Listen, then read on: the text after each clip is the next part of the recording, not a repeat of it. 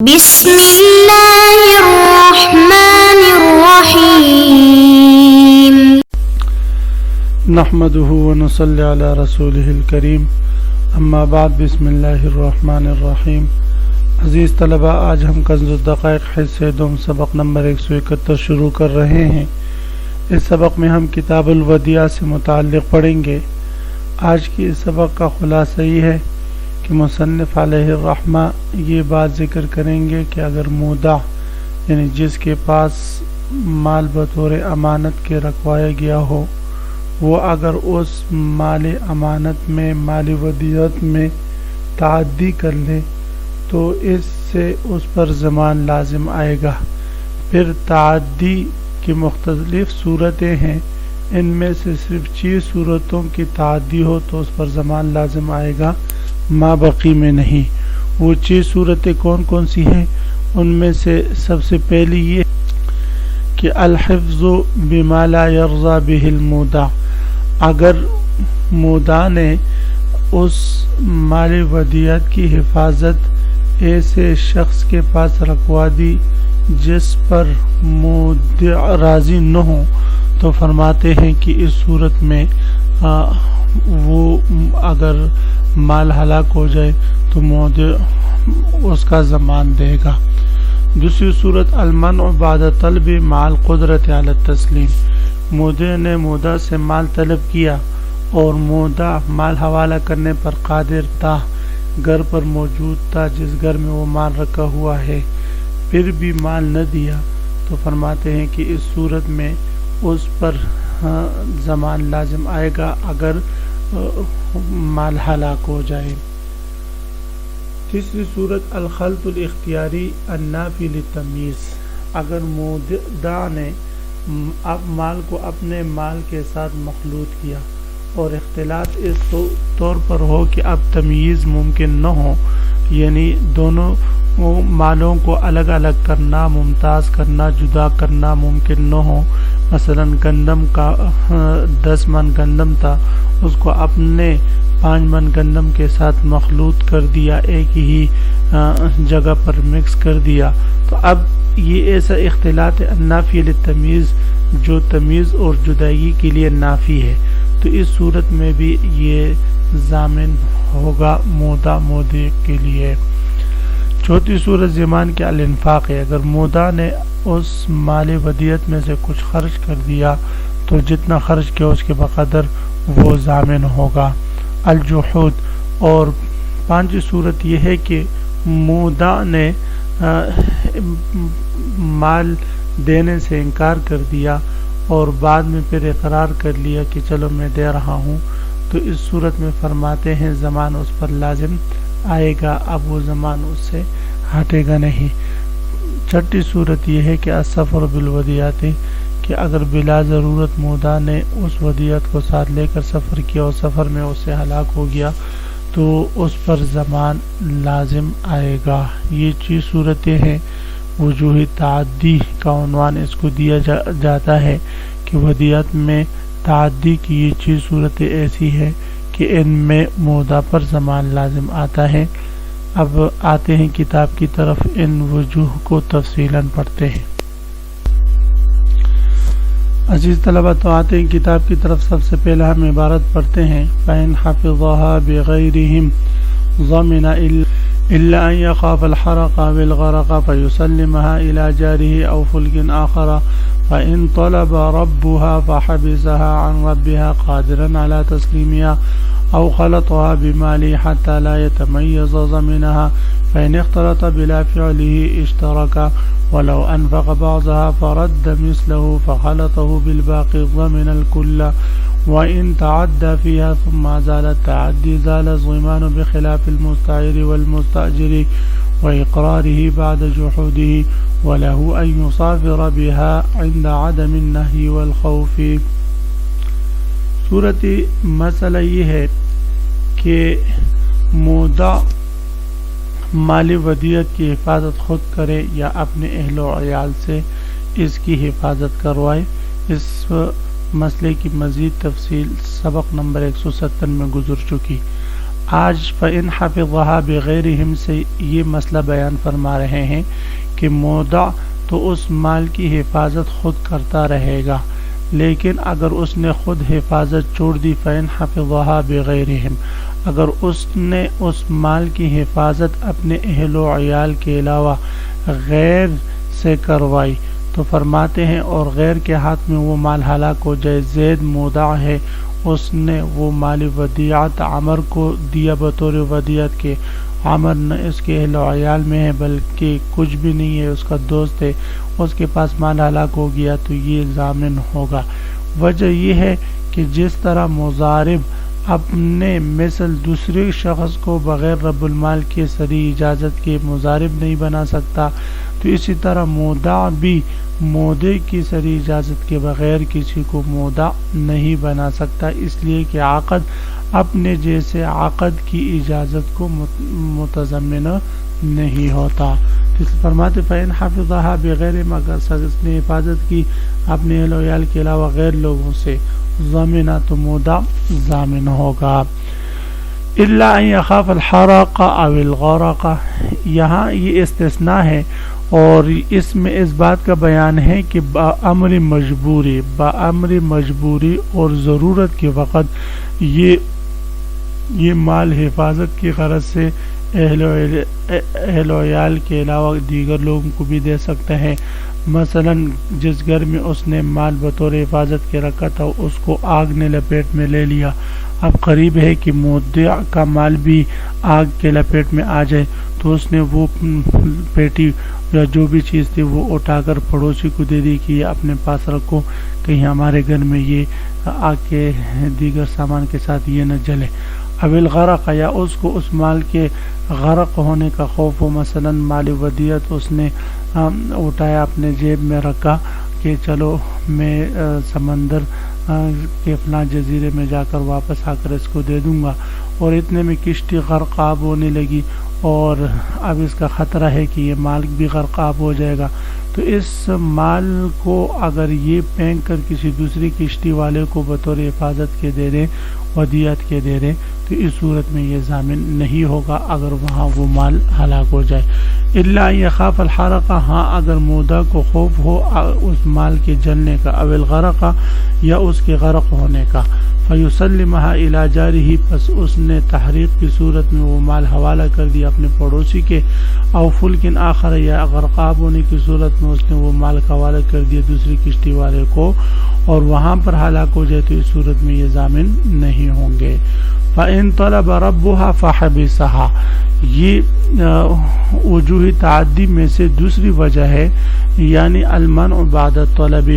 مودع نے مال طلب کیا، مودع سے کہا بھی مال دے دو اور اس کے پاس مال موجود بھی ہے، کمرے میں رکھا ہوا بھی ہے، گھر پر بھی ہے، پھر بھی یہ نہیں دیتا، بعد میں یہ مال ہلاک ہو جائے تو فرماتے اس صورت میں یہ پھر ضامن ہوگا۔ فَإِن طَلَبَ رَبُّهَا، پس اگر اس مال کے مالک نے اس مودع سے مال طلب کیا، فَحَبِسَهَا، مودع نے اس سے مال دینے سے رک گیا، عن ربها، اس کے مالک کو دینے سے، قادرا علی تسلیمها، اس حال میں کہ وہ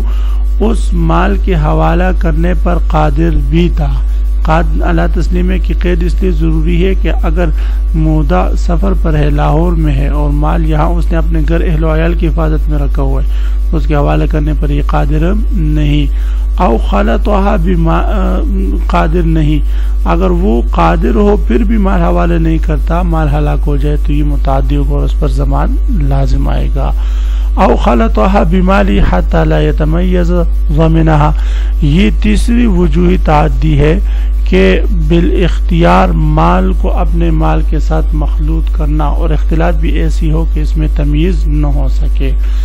او خلطها، یعنی مودع نے اس مال کو مخلوط کیا، ملایا اپنے مال کے ساتھ، اسی کی جنس اور نوع کے مال کے ساتھ اس کو ملا دیا، اپنے اختیار کے ساتھ ملایا ہو۔ ایک تو یہ ہے کہ خود مال مل جائے تو اس صورت میں تعدی نہیں ہے، اگر مال ملا دیا اپنے مال کے ساتھ، حتی لا یتمیز، یہاں تک کہ اب اس کے لیے تمییز ممکن نہیں کہ مودع کا مال کون سا ہے اور مودع کا کون سا ہے، ضمنها، تو مودع اس کے لیے ضامن ہو جائے گا، اس لیے کہ مودع اب بعین ہی اپنا مال وصول کرنا تو اس کے لیے ممکن نہیں رہا آدمی تمیز کی وجہ سے، اس لیے اس پر مودع پر ضمان ہوگا اور وہ ضمان اب وہ مودع کو دے گا۔ فَإِنِ اخْتَلَطَ بِلَا فِعْلِهِ اشْتَرَكَ، ہاں اگر یہ مال اس کے مال کے ساتھ اس کے عمل دخل کے بغیر مخلوط ہو چکا ہو تو فرماتے اس صورت میں اشتراکہ یہ دونوں آپس میں شریک ہو جائیں گے، جتنا مال ہے تو اس کے بقدر یہ آپس میں تقسیم کر کے لے لیں۔ فَإِنِ اخْتَلَطَ بِلَا فِعْلِهِ، اگر یہ مال مخلوط ہو جائے اس کی فعل کے بغیر اشتراکہ تو دونوں آپس میں شریک ہوں گے۔ وَلَوْ أَنْفَقَ بَعْضَهَا فَرَدَّ مِثْلَهُ فَخَلَطَهُ بِالْبَاقِي، اب اس عبارت میں وجوہ تعدی میں سے چوتھی وجہ کا ذکر ہے، وہ ہے انفاق۔ اگر مودع نے مودع کی اجازت کے بغیر مالی ودیعت میں سے کچھ خرچ کر دیا